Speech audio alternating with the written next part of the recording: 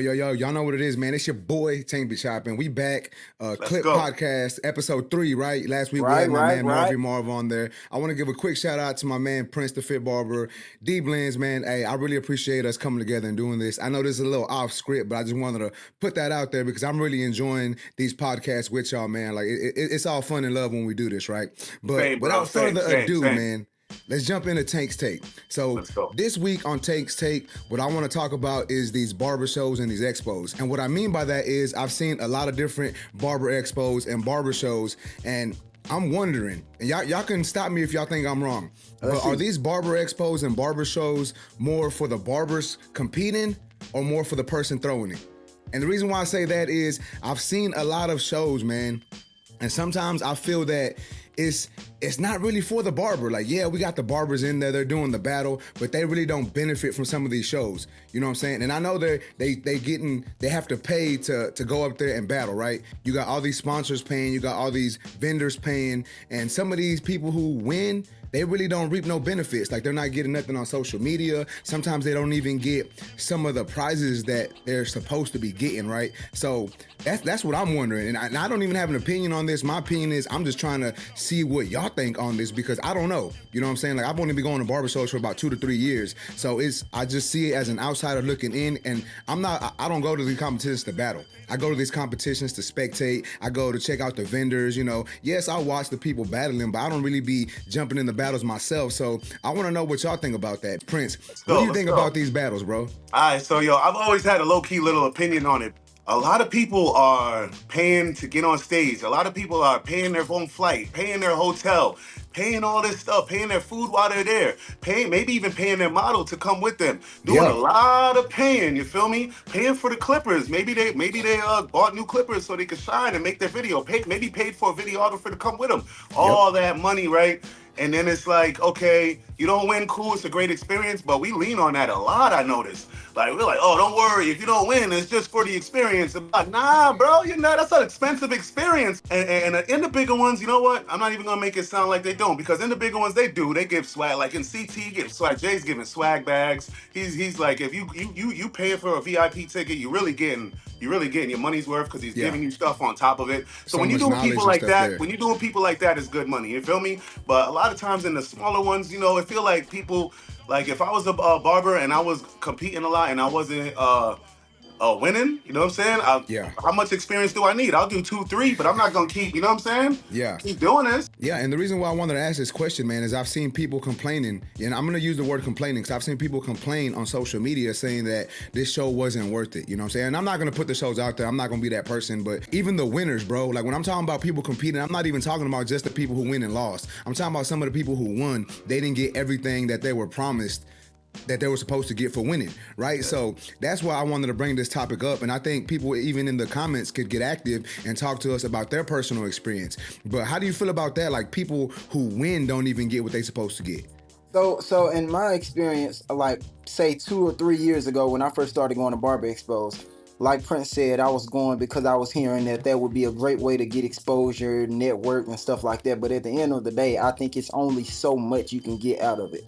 I personally, at this point, I don't see the benefit. I see the benefit for a new barber just coming in, or a barber who may be burned out or something like that, who may need, that type of motivation or that kick to see that there are other people and their peers in the same level as them or maybe further ahead than them, who could, benefit them as far as motivation goes. But I think most of the motivation does go to the one throwing it. I think there is a lot of benefit going to the barbers that are attending, but I think most of the benefit would go to the host. Also, like, as far as the experience, it is a great experience because there's barbers that are doing a lot of things. There's barbers that don't even care about social media. You feel me? So there's barbers that are in a shop that just do want that experience. I want to go on a stage one time and show people what I got. And that's cool for him to go on there one time and have his experience and hopefully bring an award home. He got a great experience, but he's not going to keep doing that. And I'm saying that was a great experience. It's great for that. But as far as our industry, for it to keep succeeding and growing, we need barbers to keep coming back and keep on battling and keep on battling. We also need the same barbers so that there's familiar faces, so that he can develop a fan base, so that in your audience, people are here to see, like my boy Deanie Blends. Shout out Deanie Blends from Jersey. Boy's on like his 14th trophy. I usually don't even stand there and watch people compete. But when Denny's up there, I go watch him because I'm like, let me see this boy bring home 15. You feel me? Yeah. So you need the same people to keep coming so we can build our industry like that. But the way it's set up, it's almost like it's just for the experience. Like you said, go one or two times and then, you know what I'm saying? If you don't nothing don't come out of it, just stop. You know what I'm saying? Like I had the experience, it was great. It's not really beneficial to keep on trucking through it. You feel me? If you don't Yeah. get nothing 2-3 times of doing it. And that's not beneficial for long term in our industry. You know, I do understand that we throw these shows. Well, I don't say we, but people want to throw these shows.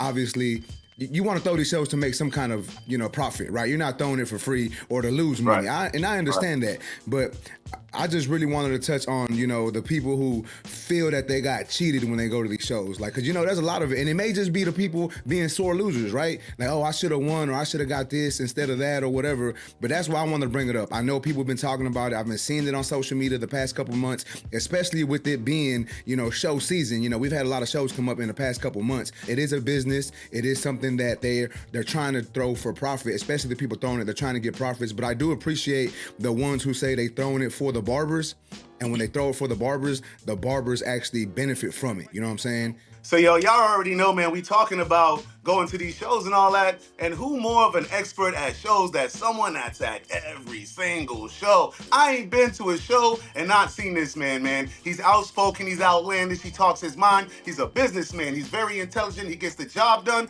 My boy, the industry's friend, a hustler, and in every event, heavy enhancement. My boy, what up, Bubby?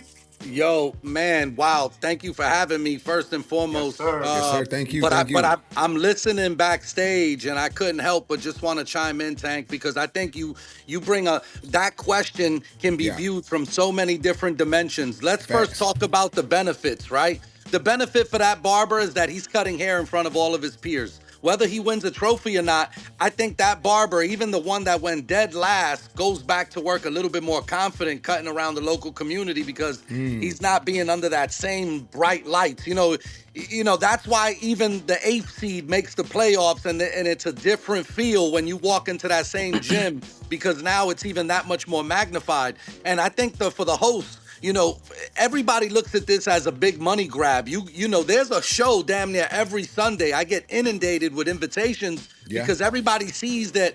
They see the result of the show. They don't see the work that went into the show or the networking that went into the show, and how this influencer and that influencer and maybe this sponsorship package and this relationship with the brands that we frequent, that creates the show visibility to grow. And then you get barbers that compete, and the competition seats is the show, and that brings the support of the wives, the children, because at the end of the day, we want barbers to show up, but the real tickets to the support of the wives and the kids and the friends and the shop that's going to come support them. And so that when that pumps the ticket, you as a vendor have to understand your audience. A lot of these little barber battles, 70% of the crowd is support based. The only barbers in the room are on stage. On the ones battling, Right. And then when you look at the bigger shows, you have a guy like Jay Majors who caters to just barbers, so everything there is for barbers. And then you can end up in Orlando Premiere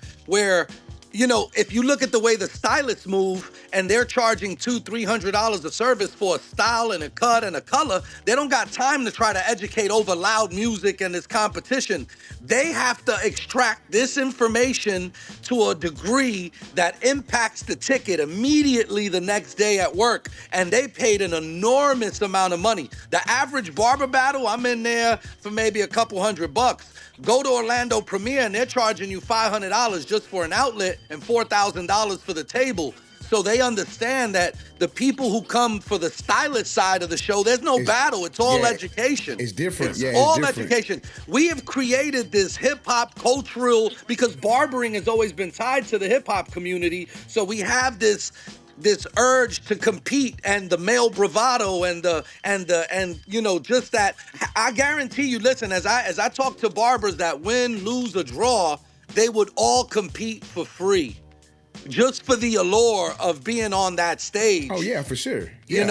And I go even a step further. When you look at a guy like Jay Majors, his audience and his stage and his platform is so vast in this industry that a lot of times when he invites barbers to be guest judges and hosts and stuff like that, they do it, off the strength because this is out an of love. opportunity for the platform, and that's a different barber. That's a different breed. That's a different relationship. You know, I don't think there's anything wrong with the common 9-to-5 barber that just wants to punch the clock. But for the ones that come out and want to get that education and that knowledge, you know, you guys are at the forefront of it because you create this other angle of just understanding the temperature of the room. And you're right, there's a lot of failed shows. And for the barbers or the organizers that don't live up to the promises of the cash prizes or anything else that they promise, they're gonna fizzle themselves out. You know, the shit that's real will stay. All that other bullshit is here today and gone tomorrow. That's and right. so, you know, when I look at guys like you in this cast, I can already see that this is gonna be a show that continues to generate the type of conversations that want to be had. And I know I chimed in a little early, but I couldn't help myself because, yo, you raised an amazing point as I go from show to show. Not every show's a success, but we make it look like a success on social media. Yeah, we definitely appreciate you for that, Heavy. And the fact that you wanted to jump on earlier gives me joy in the fact of knowing that we had a topic that was worth you jumping in on. So thank you. For everyone watching this, y'all put y'all's opinion down in the comments, man. Let's get active. Let's talk about it. We're interested to see on what y'all think about this topic.